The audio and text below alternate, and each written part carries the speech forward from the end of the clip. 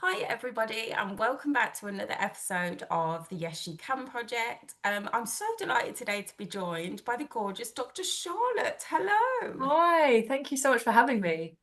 Thank you for coming on. I feel like it's going to be a really interesting chat today. We've got lots of cool topics to get through, and ones that just resonate, I think, as well with a lot of us, don't they? Yeah, absolutely. I'm excited to dive into it. Ah, well, your career, Dr. Charlotte, has gone from like personal training, like fitness, right through to psychology. You've been on telly, you're an author. Like, how did you manage and navigate that transition? And what was kind of the light bulb moment for you? So for me, it's felt like a natural progression and evolution. I Yeah. came out of university, I actually studied psychology, so I had an interest in that, but I was very sporty. I really enjoyed training myself. And so it felt like the natural kind of step to go into personal training. And Yeah. I absolutely loved it. I was in Oh, that field for over 10 years. I had a couple of gyms. I did a fitness DVD. wow. As you mentioned, I was on a quite a big primetime TV show. And so it gave me a lot of variety, but also a huge amount of experience in working with people and really getting to understand what got in the way of people looking after themselves health-wise. Yes. And I became increasingly interested in the psychology of that. And I also realized that the more experienced I got, the more people were turning to me for support with their mental health, for which I Wow. wasn't sufficiently trained or Okay. boundary to be able to support them. And so that's what ultimately led me to decide to leave the business. The business was, my gyms were running sort of independent of me at that point. I had some great staff, board Amazing. managers, and so that afforded me the opportunity to go and do my doctorate in psychology. And yeah, and so that was how that happened. And Oh, so I felt like it was very much a progression. It was a link. I still use some of my fitness knowledge in my yeah. work now. And yeah, it's felt like something that's just happened naturally, really. Oh, amazing. Do you still have like your fingers in those pies? Like, do you still have your gyms open and stuff? No, I don't. My initial intention was to amalgamate the two, but Yeah. actually in practice, I realized that that wasn't necessarily going to work that well. And I felt like I was ready to move on from the fitness Yeah. industry. And to be honest, now, although I love training myself, I still have a lot of fitness colleagues. Yeah. I'm now over 10 years into my psychology career, Okay. and fitness has moved on a lot in that time. Yeah. And I'm not as informed in that space as I used to be. And that's fine. I accept that. And there are plenty of amazing coaches that I can refer to for that aspect. Yeah. So although I have an interest in it and it's certainly still a passion of mine, it's not my specialism anymore, and that's fine. Okay. Do you find that because of your background, like most of your clients, would they be from the fitness industry? Would they gravitate towards you because you've kind of got that experience? Certainly some of my clients are interested in fitness, or I work with a number of professional sports people, so Okay. that's their job. But I equally have a lot of clients who have no relationship with exercise or Yeah. a poor relationship with exercise, and that's certainly not a passion for them. So a real mixture. Okay. So you've achieved so much, like in your career so far. Has there ever been like a defining moment for you where you just knew that you had found your purpose? I think right now is the most connected to my purpose I've ever felt, Oh, because I think throughout my fitness career and certainly early psychology career too, I was still grappling with my own issues around body image and eating. okay. And I feel like where I've got to now has been such an amalgamation of all the experiences I've had, both personally and professionally. And I Yeah. feel so much more confident now in how to support myself, because I think that's where it all sort of starts from, Totally. and therefore other people in that healing journey. And I feel so much more confident in that now. Oh, And wow. so that feels very empowering. It feels exciting. I really look forward to going to work each day. And gosh, Oh, what a blessing that is, yeah, to definitely. have a job that feels so fulfilling. So yeah, I've always felt a sense of purpose, but I feel very consolidated in that now, and equally very open to learning. I'm always learning and curious and open to what else is available and how else I can support my clients. So I think, although I feel confident, I also have a lot of flexibility and am open to my Yeah. practice changing too. Oh my God, that's so amazing. Especially, do you know when you have that sense of fulfillment, it's like no other, isn't it? You know, Yeah. like when you love your job, it's almost like you feel a bit too jammy to be able to be doing it. Absolutely. Yeah, absolutely. And at the same time, I think you have to take quite a lot of risk to in order to pursue something that you really love.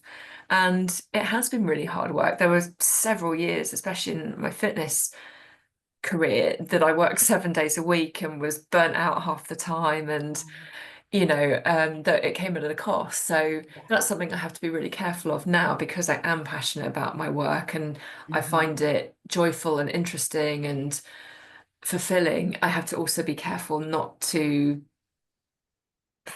you know, Overwork oh, yourself. exactly, overwork and to leave space for some rest and recuperation too. Yeah. Which is just as important as the Yeah, actual work in the absolutely. first place. Absolutely. Yeah, absolutely. So your book, Dr. Charlotte, is would you say it's like an amalgamation of how, like your journey in a sense of how you feel, how you want other people to feel regarding their body image? Because it doesn't just focus on adults, does it? It's body confident you, body confident kid. So is there, would you say there's misconceptions in the world about the importance of having a positive body image? I think having a healthy body image is really important, but I don't think it's what people necessarily think it is.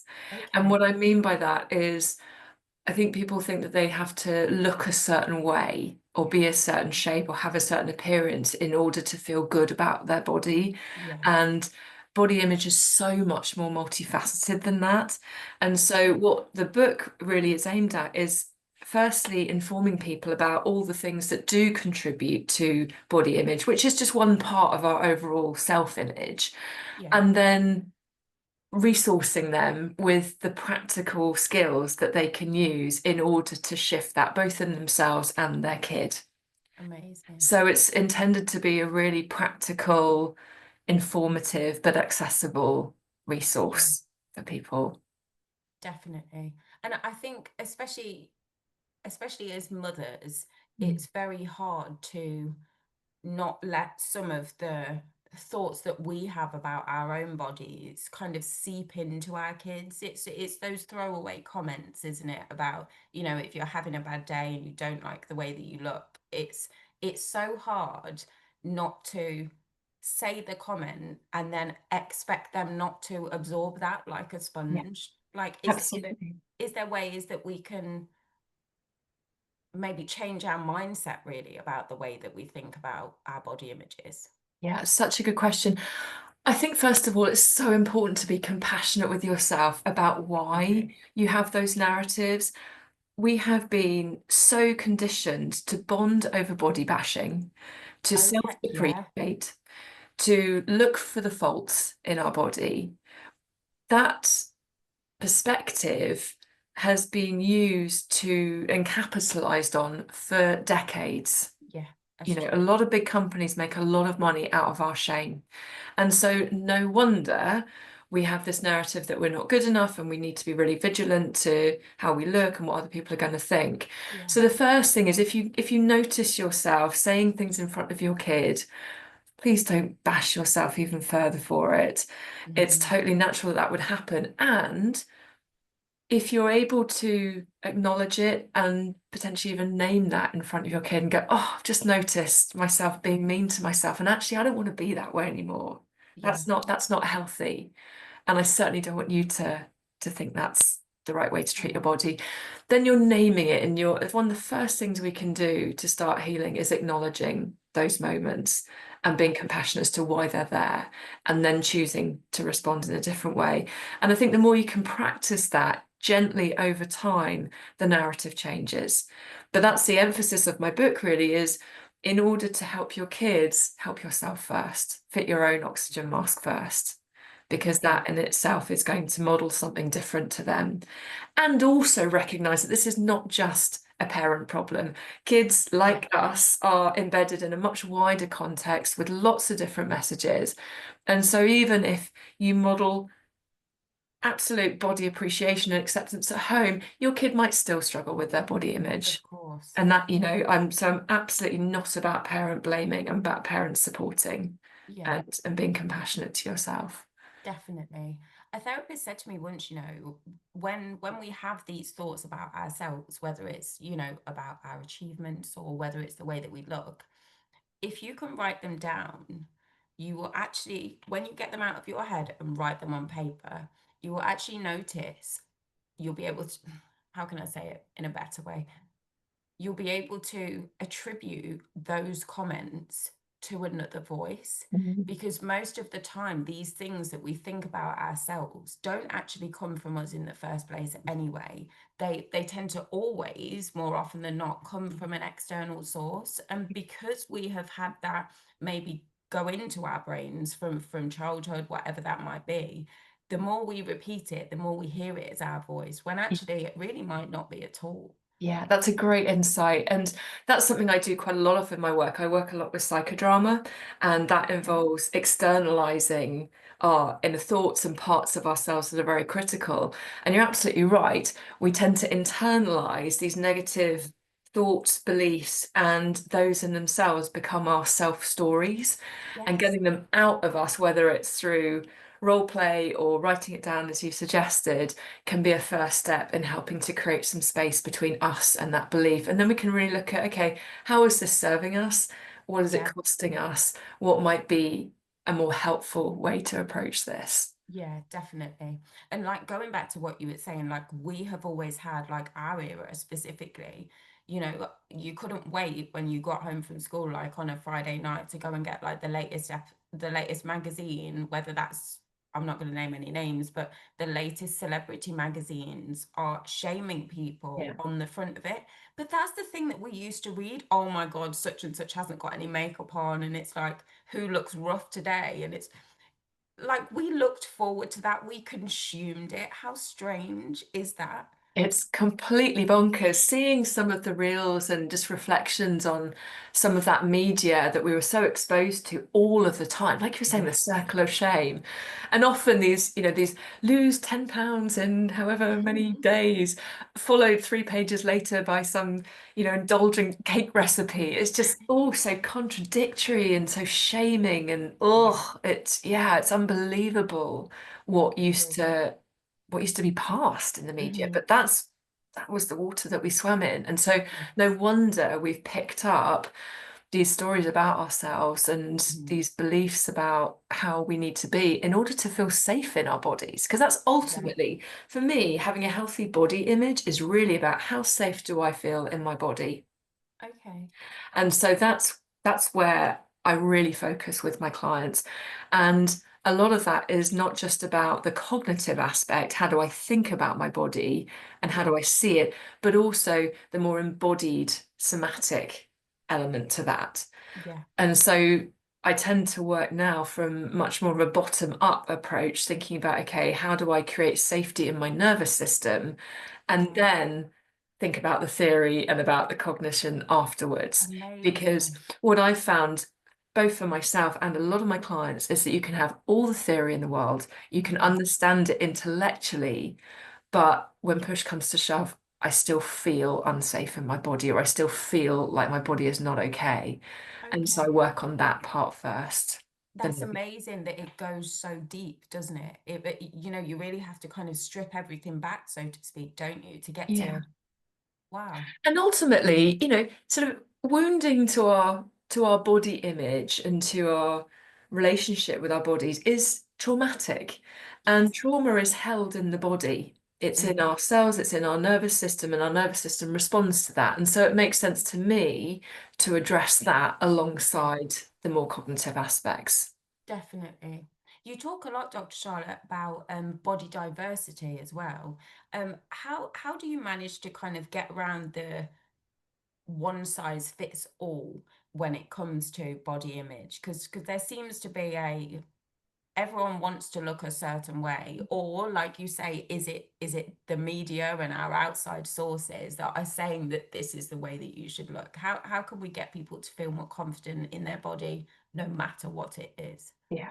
Well, I just want to flag that I think right now, in this particular moment in time, is a particularly difficult time in this regard, because there has been this new wave of GLP-1 narrative, What's that? their weight loss injections, Oh yes. and with that, a real regression into diet culture.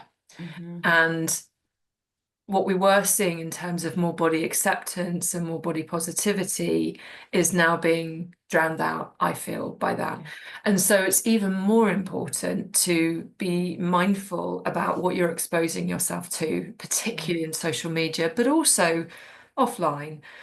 And that looks like curating your social media feed so that you're exposed to bodies of all different types doing the things that you love and Yeah. enjoy and being celebrated, and limiting the amount of accounts that you're being exposed to or media messaging you're being exposed to that makes you feel like your body isn't okay or evokes Yeah. shame or anxiety. And I'm not just talking about body shape, but also relationship to food, because Yeah.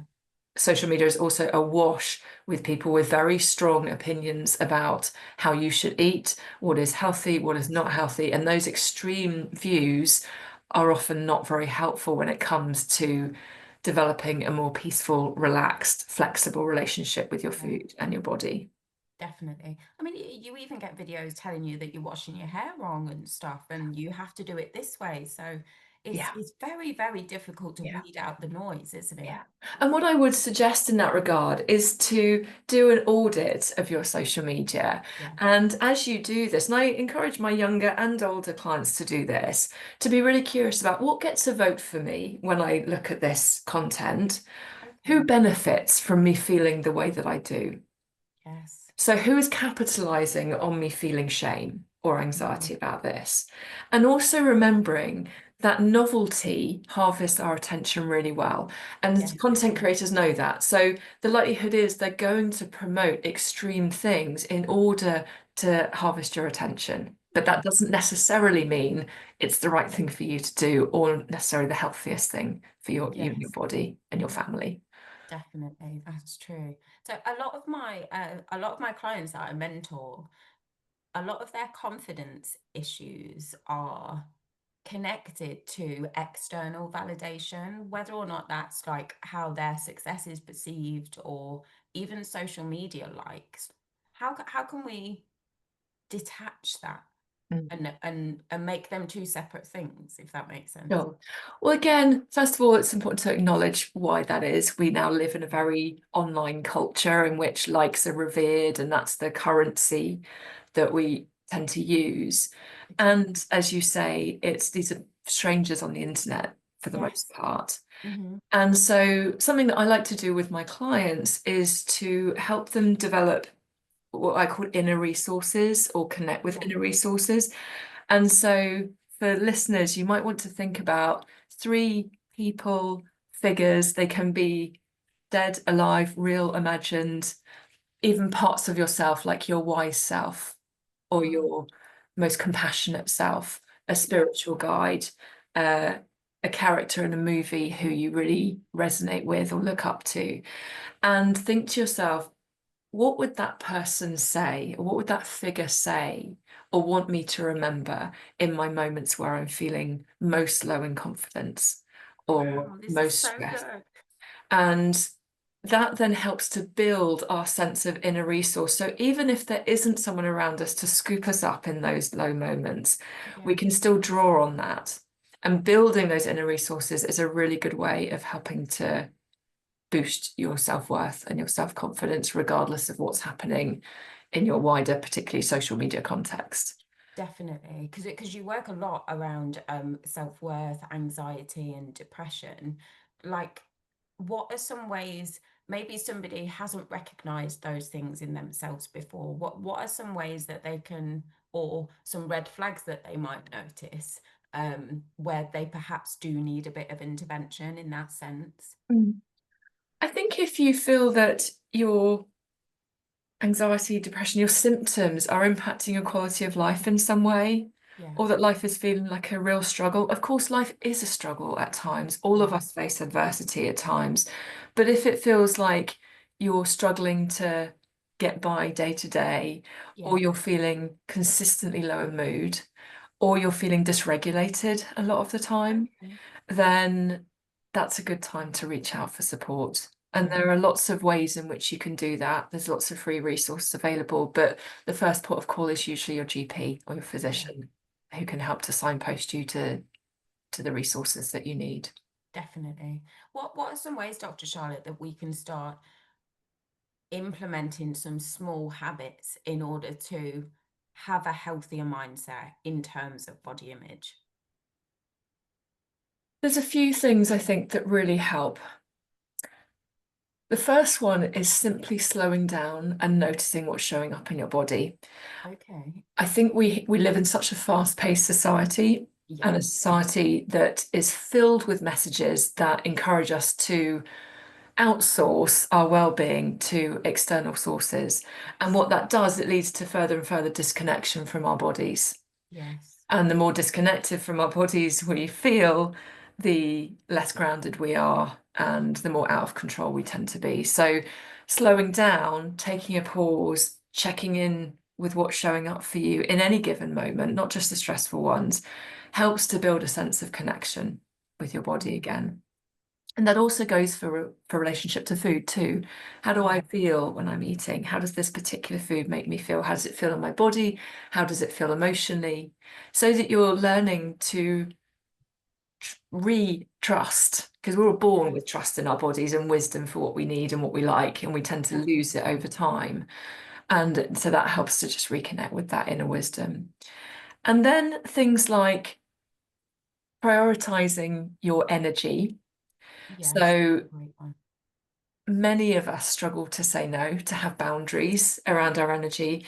And I think being mindful about where your energy is going and whether it's aligned with what you truly value can be Yes. helpful.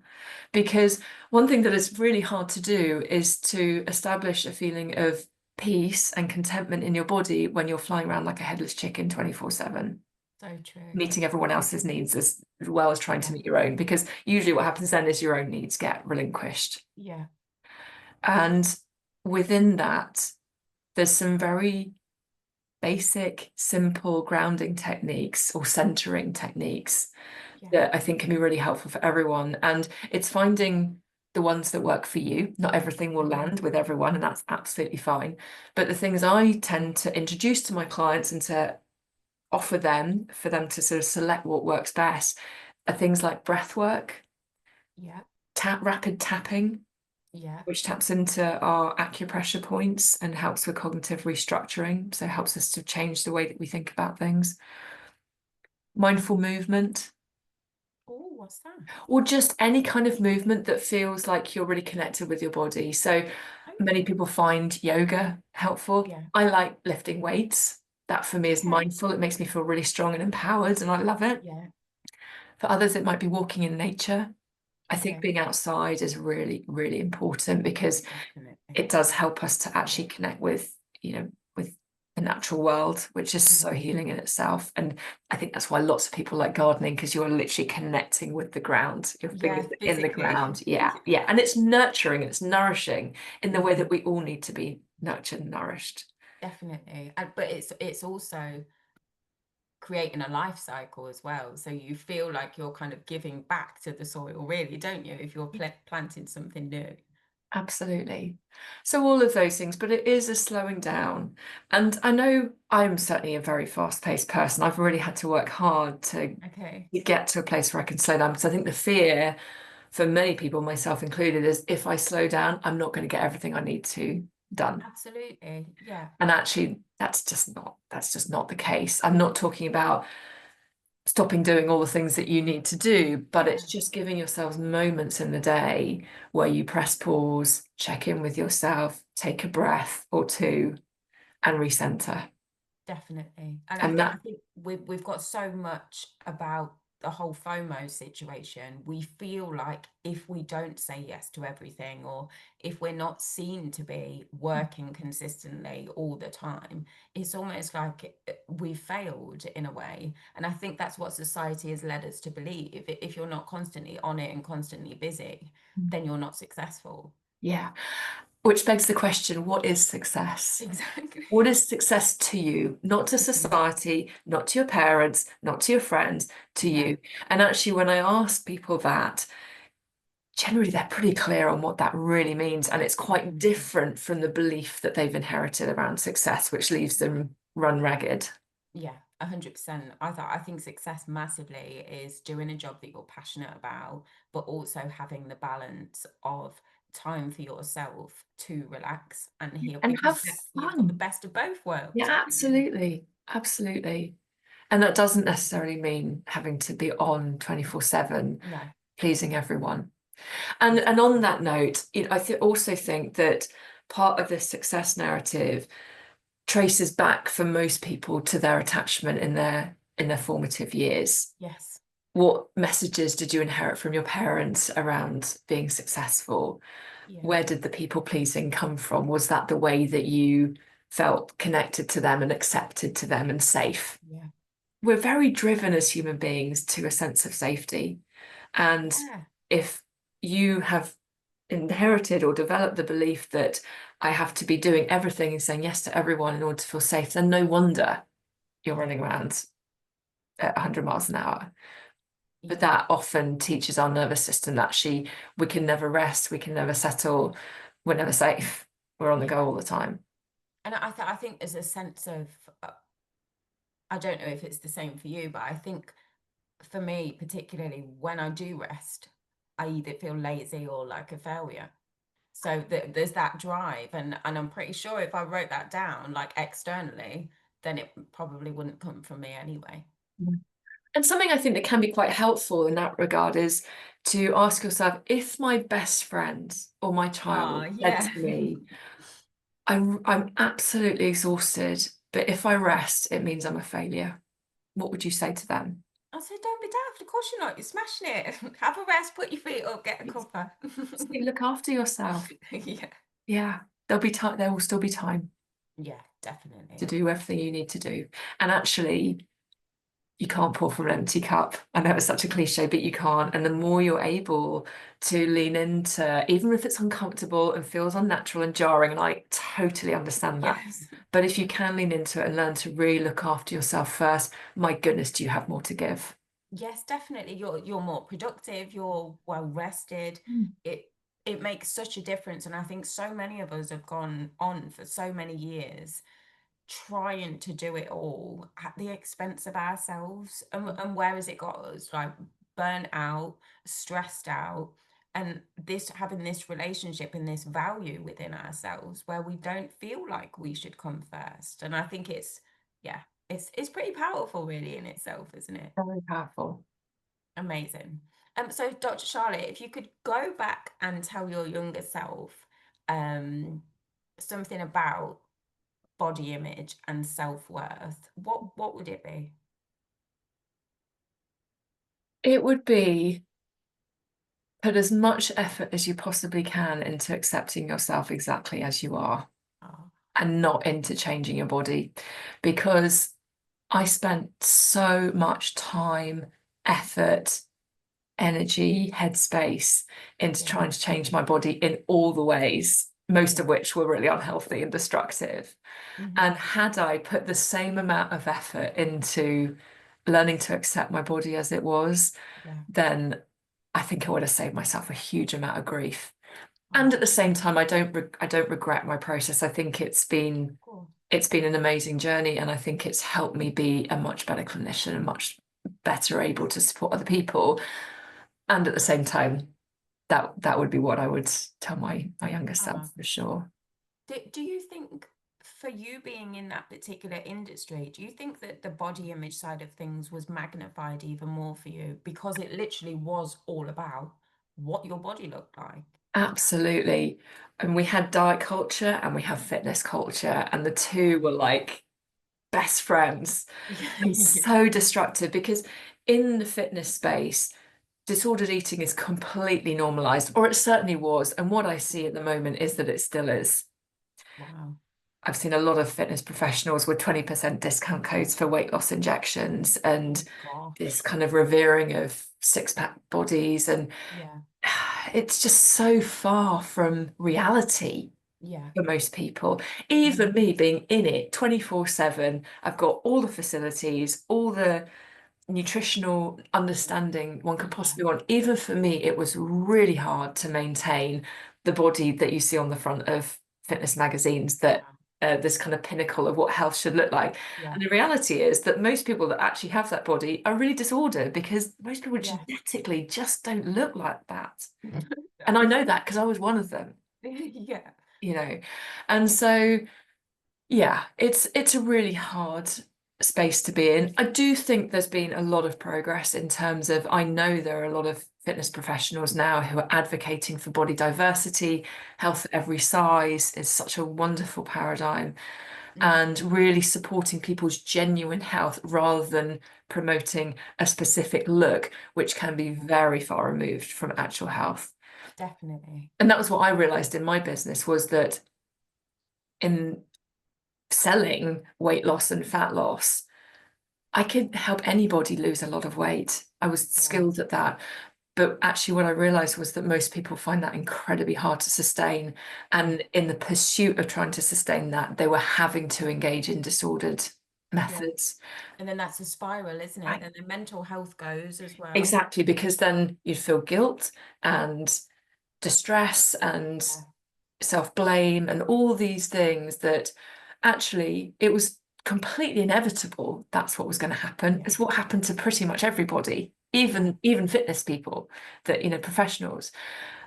But we were all taught that if you just try hard enough, if you're just Mhm. dedicated enough, if you're just plan enough, you Yeah. too can have this healthy looking Mm. body. It's just not true.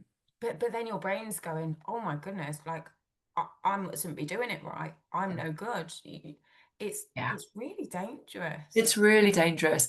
Fantastic business model for the diet industry, which Yeah. is why it's such a huge industry, because Mhm. it sells a product that doesn't work, but people blame themselves for the fact it doesn't work. Yes. So they keep coming back for more and more, thinking if I just try a bit harder or I just am a bit more determined. I mean, those people I've worked with who wanted to lose weight, they did not lack in willpower or No. motivation or intellect. They had all of those things in abundance, and yet still, because our bodies are so wired to prevent us from starving to death, Yes, of they will, course. our bodies will, and particularly our threat system, will totally override any of those higher functions like analytical thinking, willpower, motivation, Yeah. in order to make sure that we eat enough. Yeah, And of so course. people who have been on these diets, who suddenly find themselves binge eating and thinking, what on earth? I had Mhm. so much motivation and feeling terrible about it. That's so predictable. Yeah. That's how our brains work. They're designed to keep us safe, which is why it's so important to eat in a way that is fully nourishing and Yeah. flexible and doesn't put your brain into famine mode, which is where it Yes. gets freaked out that it's going to Definitely. starve, and it will then kick into, okay, we need to get as much food in as Yeah. possible. Or maybe even shut down. Like Right, I bet you can do damage and stuff. absolutely. And our bodies aren't stupid. When we cut calories down, especially in an extreme way, our metabolism down regulates. Right. So you're then burning much less and less and less. Yeah. And yeah, so it becomes less and less effective. Gosh. Wow. It's crazy, isn't it? Especially like for our kids as well to be seeing stuff like that. Yeah, absolutely. So what's coming up next for you?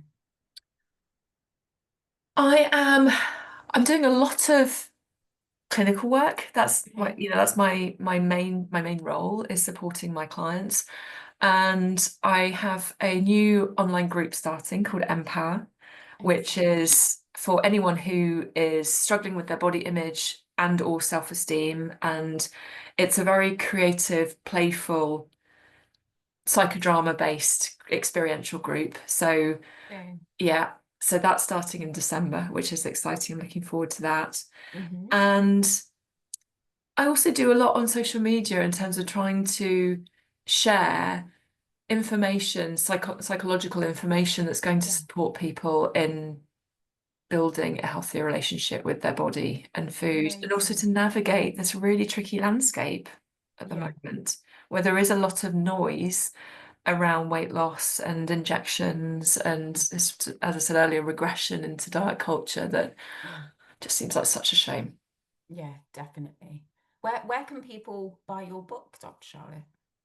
It's available in all good bookstores and on Amazon, and it's published by Pam Macmillan, Bluebird Yeah. by Pam Macmillan, so available on their website too.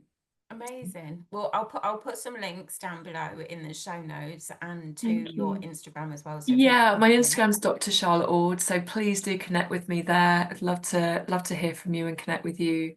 And if you are interested in my group, it's Yeah. an online group, Empower, so we'll share a link to that as well. Yes, I will Notes. pop that in the show notes. It has been an absolute pleasure to chat to you and such an interesting conversation. I've really enjoyed it. Thank you so much. Me too. It's been a real pleasure. So thank you for having me.